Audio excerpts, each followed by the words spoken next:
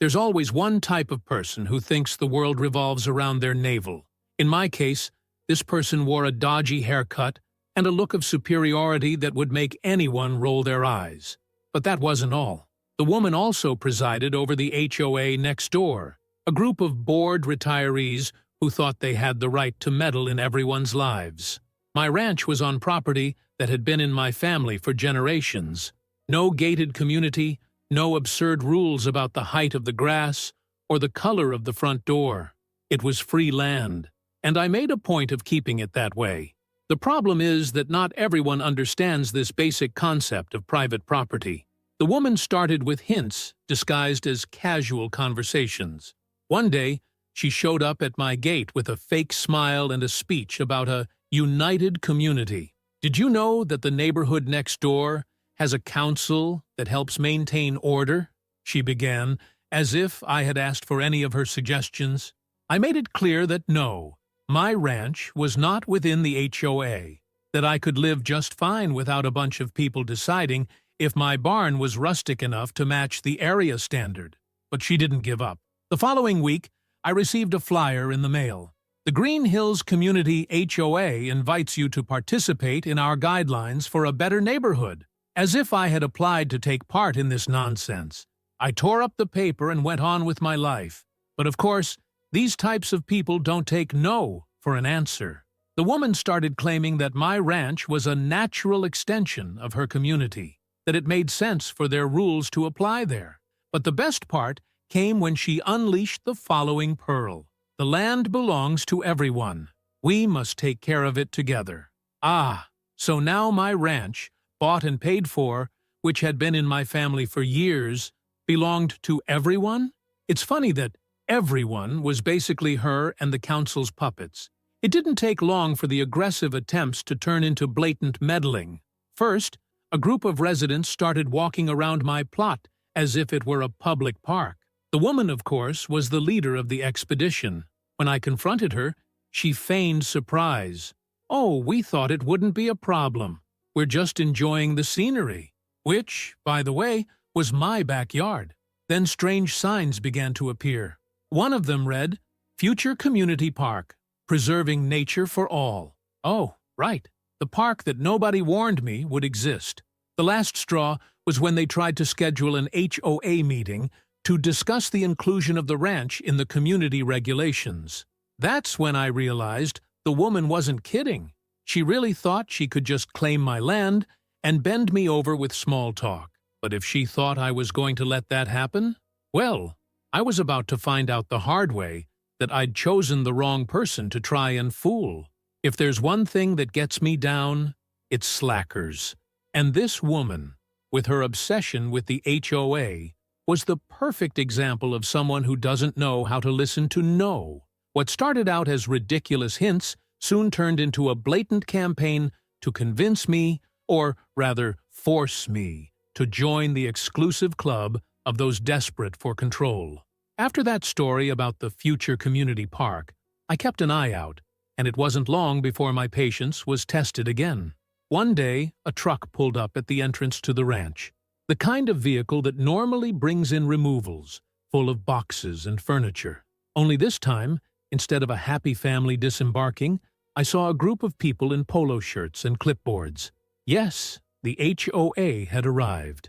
I climbed down from the balcony and got there before they set foot on my land.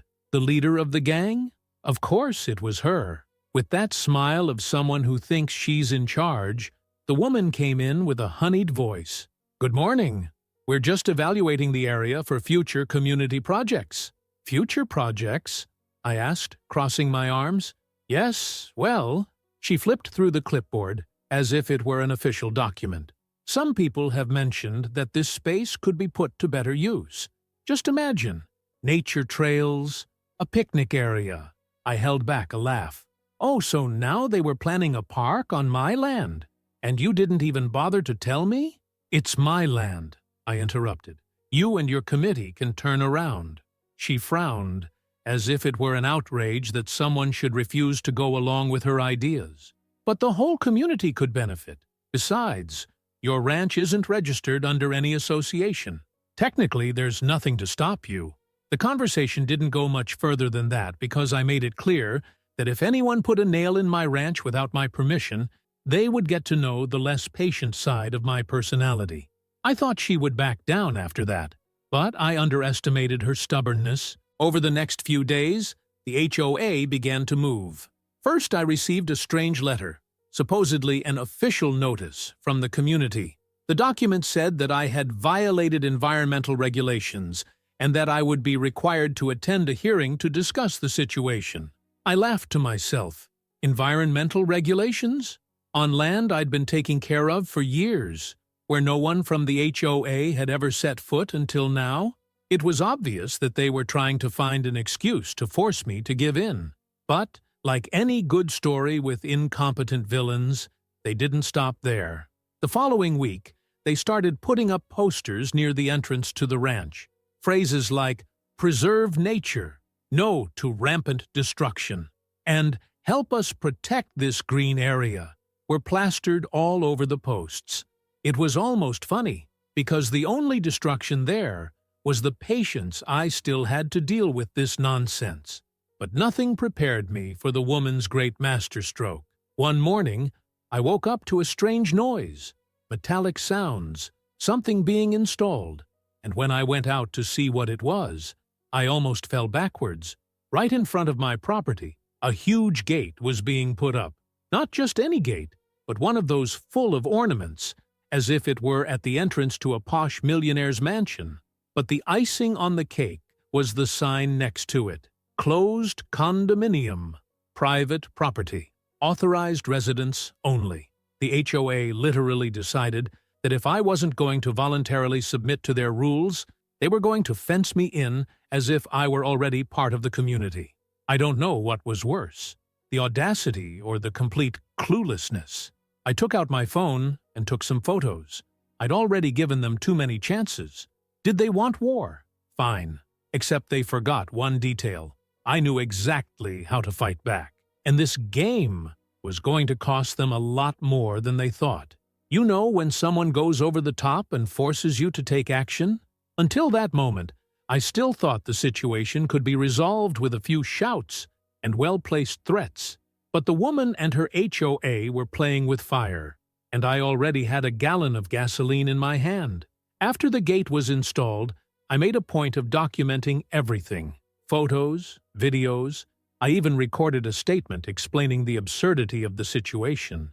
Not that I needed proof to know they were wrong, but there's nothing like a nice dossier to rub it in the face of those who think they can do anything.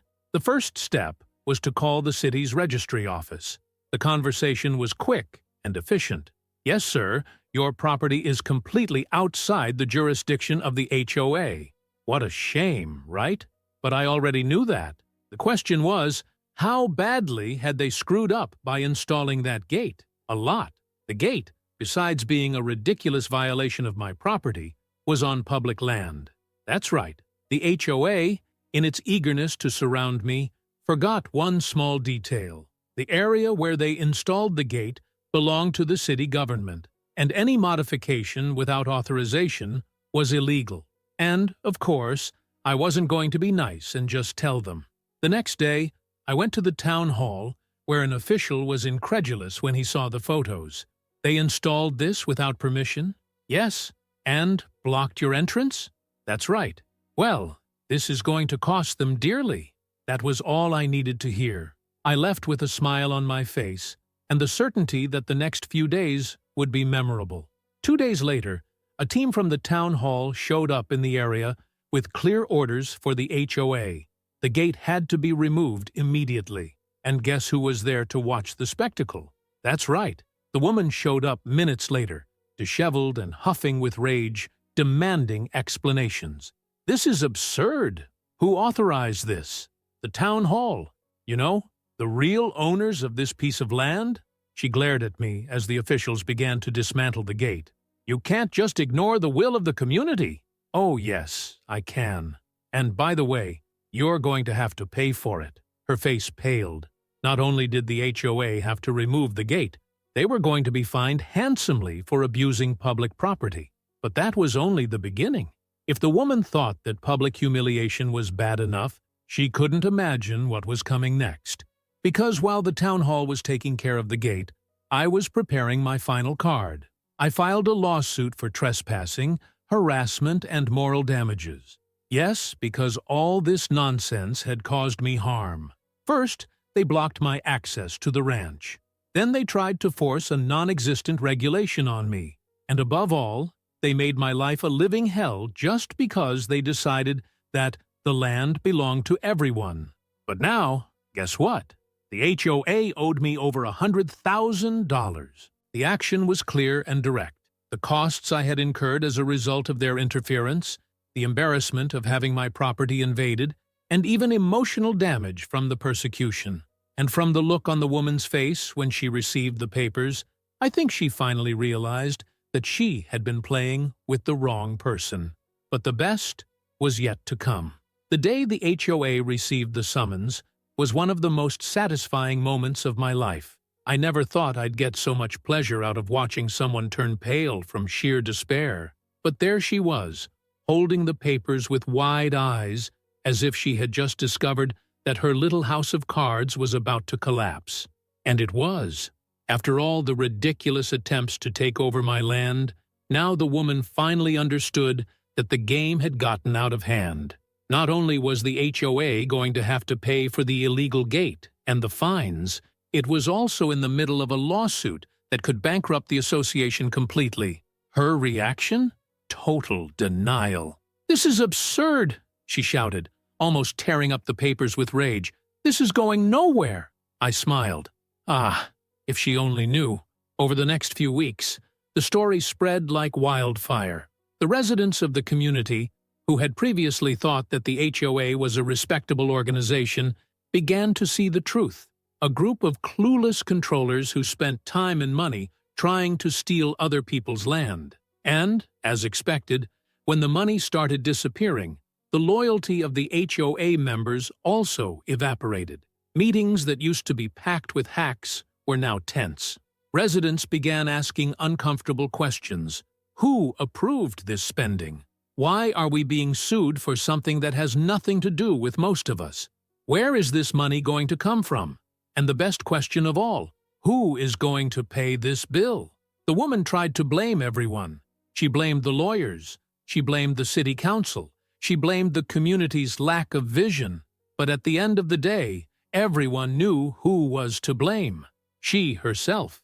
And the truth finally knocked on her door when the HOA's lawyer contacted my lawyer with a desperate settlement proposal. They wanted to settle everything without going to trial. They wanted to pay less, try to get off without admitting guilt, and, above all, save what little was left of the HOA's reputation before it was too late. What about me? Well, I could have accepted a smaller settlement just to get it over with, but honestly, I wanted that lesson to be well learned. So I did what anyone in my position would do. I turned down the offer and let the process continue. The following months were a real circus. The HOA tried to argue that I had suffered no real harm, as if being stalked, blocked from accessing my own land, and being bullied didn't count as a legitimate problem. But the amount of evidence I had was absurd. Videos, photos, statements from neighbors who had seen it all happen. And of course, there was that beautiful detail. The fact that the HOA literally put a giant gate on land that wasn't theirs. When the judge heard that part, I swear I saw an expression of pure disbelief on his face. The verdict was swift and certain. The HOA was ordered to pay full damages of $100,000. And not only that, the woman was removed as HOA president for mismanagement, and the association collapsed soon after, since no one wanted to continue paying absurd fees to support the madness of a woman who thought she could run the world. Best of all, in the end, I ended up buying a piece of land that one of the former HOA members sold to cover the costs of the lawsuit. In other words, not only did I get rid of the HOA, but I also increased my ranch using their money. They say revenge is a dish best eaten cold. But this one, that was served on a silver plate, accompanied by a good glass of whiskey and a long, satisfied laugh. And honestly, if the woman thought the land was everyone's, well, now an even bigger part of it was mine. Don't forget to leave your like and comment below.